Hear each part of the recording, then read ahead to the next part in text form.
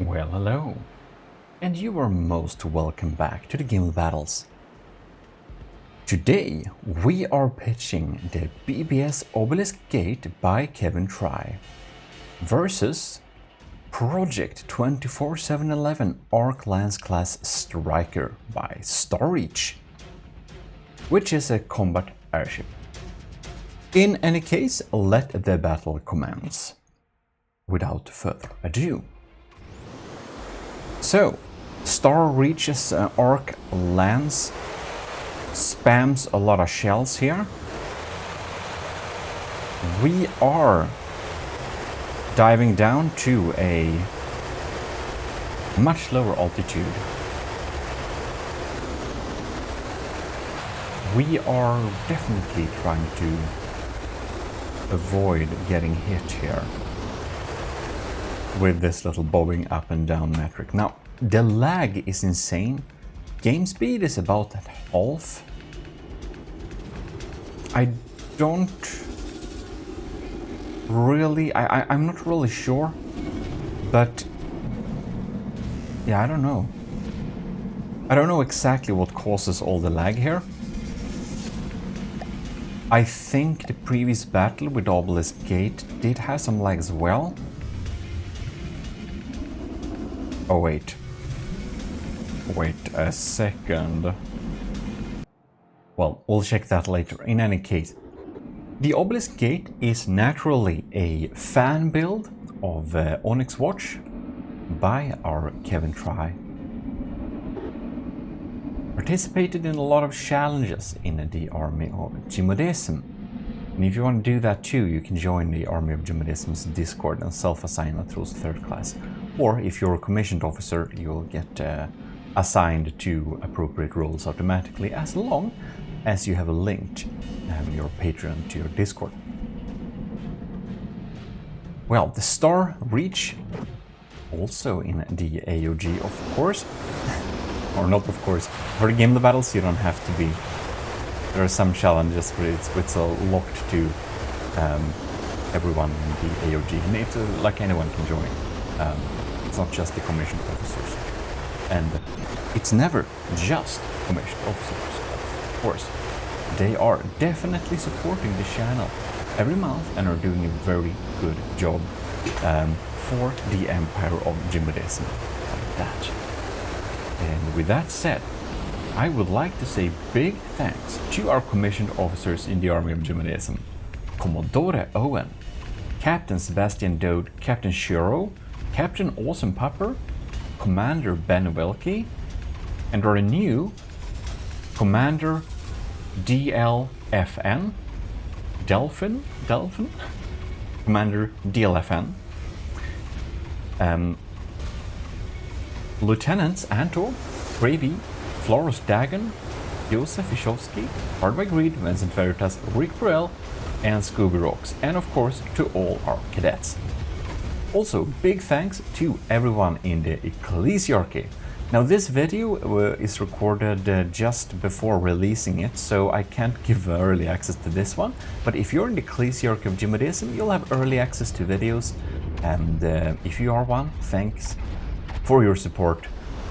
Hopefully, when you're watching this video, I already have the one following this up for view.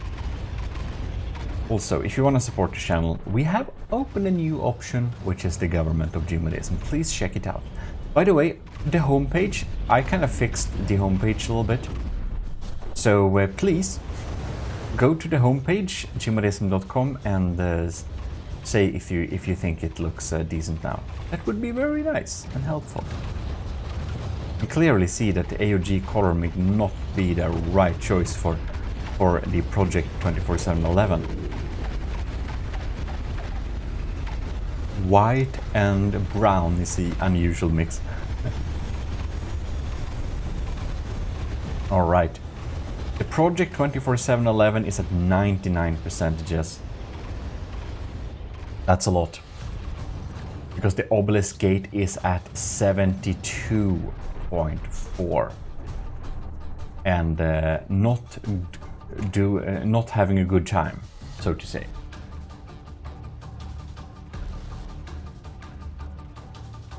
It is decreasing pretty rapidly in health. Oh yeah, we're dropping here. We are dropping here. We are dropping very fast. Definitely some important thing has died. It doesn't seem to be the AI. And I can't see... Like, is it really doing that much damage that fast? It feels like it should be, like, despawning already. Yeah, it's probably just applied damage. Damn. Project 24/7/11 is scary. Now, the Obelisk Gate barely got into this tournament due to being, let's see, shared third place in the losers bracket. So all the losers to the Gimle fought each other. So that's the Obelisk Gate did not win against the Gimle. And it has then fought all of the other ships that lost against the Gimle, a lot of them, and turned out to be one of the strongest one. Why it gets another chance in the winners bracket, of course. 61.7%. Well, we shall indeed. It's gonna be best of 3. So we will see by having another battle, or possibly several more battles, dependent on a couple of factors. But we can clearly tell that the Project 24/7/11 is having a good time. And the Obelisk Gate is soon entering despawn territory. Yeah, it's basically dead. We're just spamming damage over here. Very nice indeed. Well, next battle it is then. Right, here we are for the next battle. I made sure the Obelisk Gate is not the decorative version. I thought that might have been a thing, but it can also be Project 24/7/11. I'm not sure, but whatever. They are both approved, so we are moving on to the next battle, of course. And this is probably how it is intended to look, right? Before some new colors load in. Alright. What I really want to check here is what type of shells we get here. This is thus a... that's a... armor-piercing frag, right? I think it is. Scary business. With these like railguns just flying in here. We should totally be checking out the initial damages here. Let's see here. We are penetrating, oh, and we are exploding some parts here. And they just come in. We seem to not have a timed fuse. It's probably a proximity fuse. Oops. Or no, I mean, it doesn't even exist for APS. I mean, we're having a penetration depth fuse, not a timed or lasered fuse, which is basically a proximity fuse, except we have to set it before you fire it, kind of. It's the same, but very, very, very different, so to say.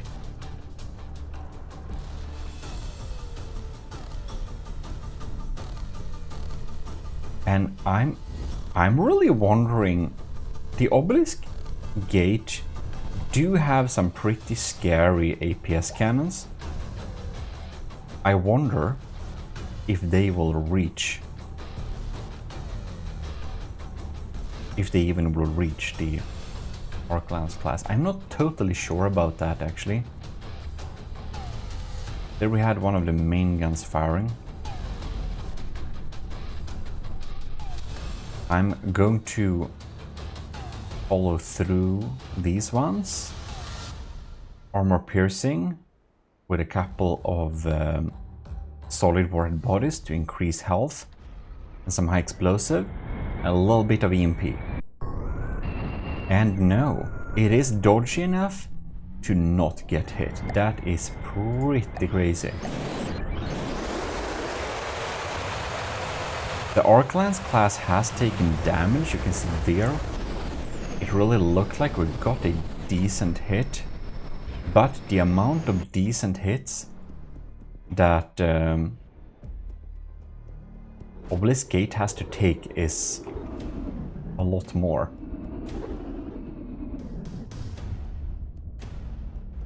Alright.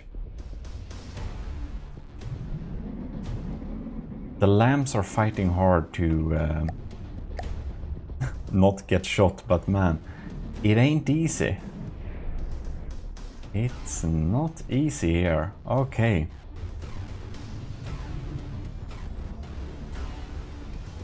%. The battle feels so slow. We're running the game speed at half speed. Yeah, I don't know. I'll have to check that later. Before making a new big battleship battle, I'll need to adjust the new rules to be able to not cause lag sessions like this. Yeah, that's something that one definitely has to do, but that will be for a later time. The Obelisk Gate is down to 88%, while the Arclance class is at 99. Now this is a double elimination as well, so even if it's best of 3, the Obelisk Gate will move to the loser's bracket, but we will see more of her later, of course. And if she gets defeated in the loser's bracket, well, then she's eliminated. 84. Oh, we are dropping in health here. But Arclance class is down to 98, so it did take a hit recently. I don't think it will be a big thing to check out because, yeah.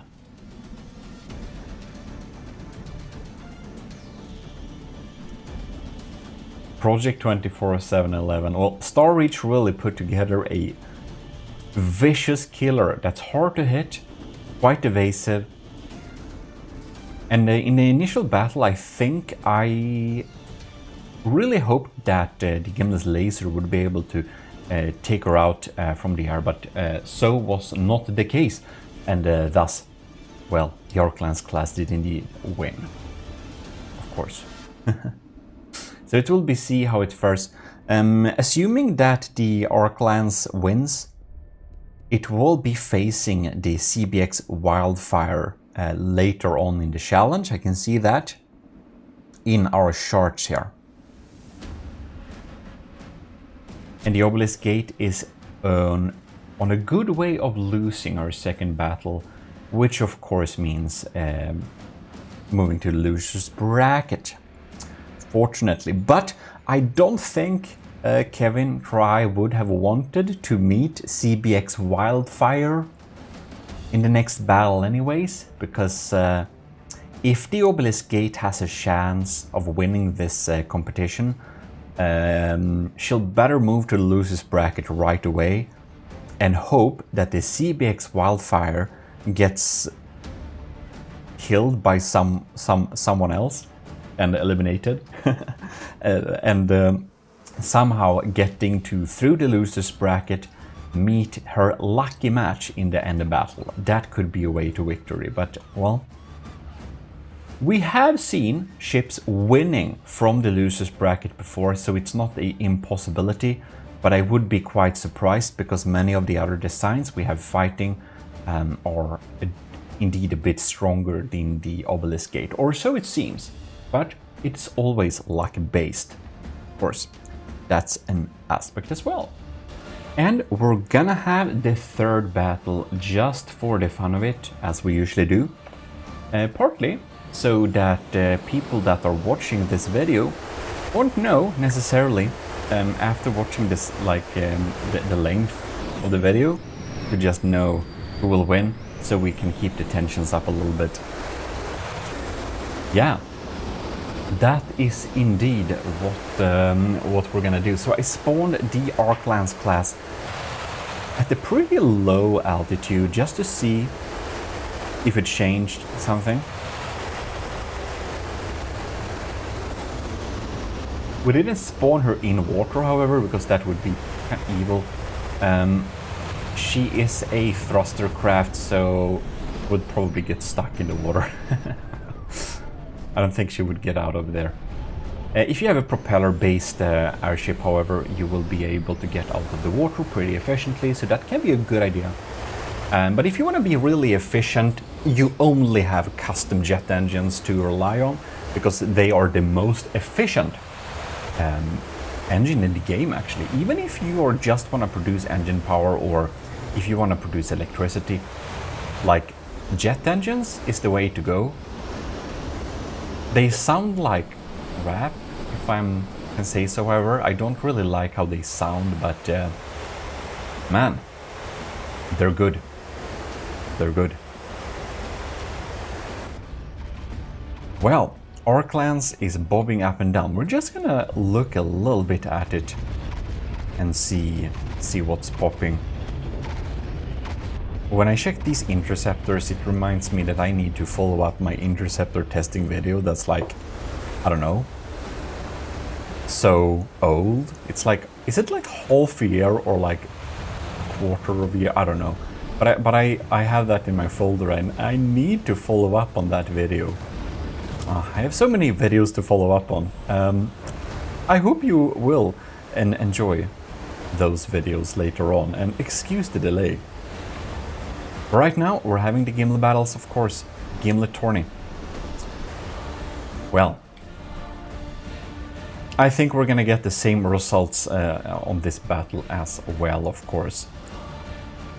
Not a big surprise, but I will say this again. Please check out GMODISM.com and see what you think about the site now. I fixed some images and make it look nicer, and hopefully it like lags and it's less weird, I hope now. I hope it's better.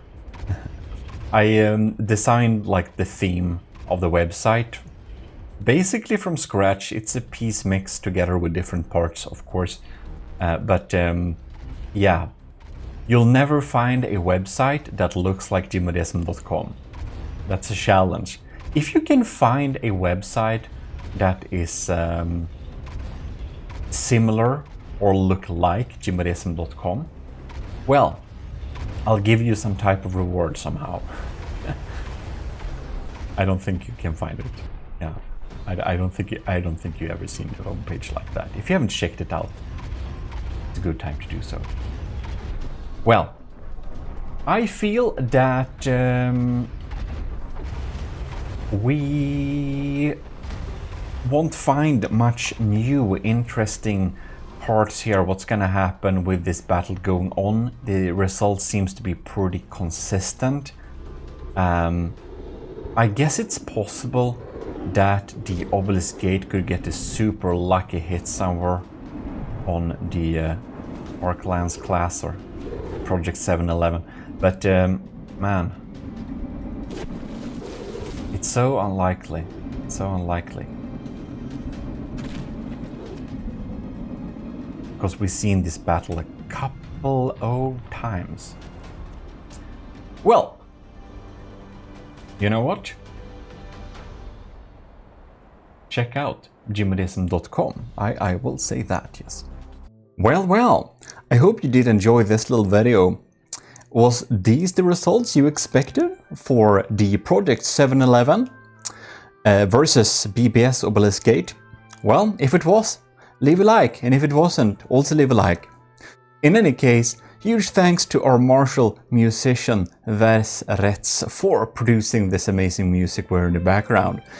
Other than that, you can support the channel if you want to monetarily via Patreon, YouTube memberships, or our own membership homepage through the Ecclesiarchy, the government of GMODISM, and the commission officers respectively. Check that out in the description.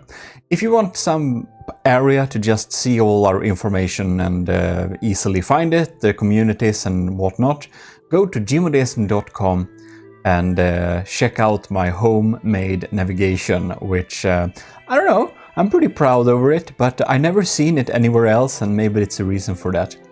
In any case, I hope you enjoyed this, and I'll see you next week with the next little battle. This is your host, Lord High Admiral, you have to call me. Well, Eric of GMODISM, I'm signing out. See you.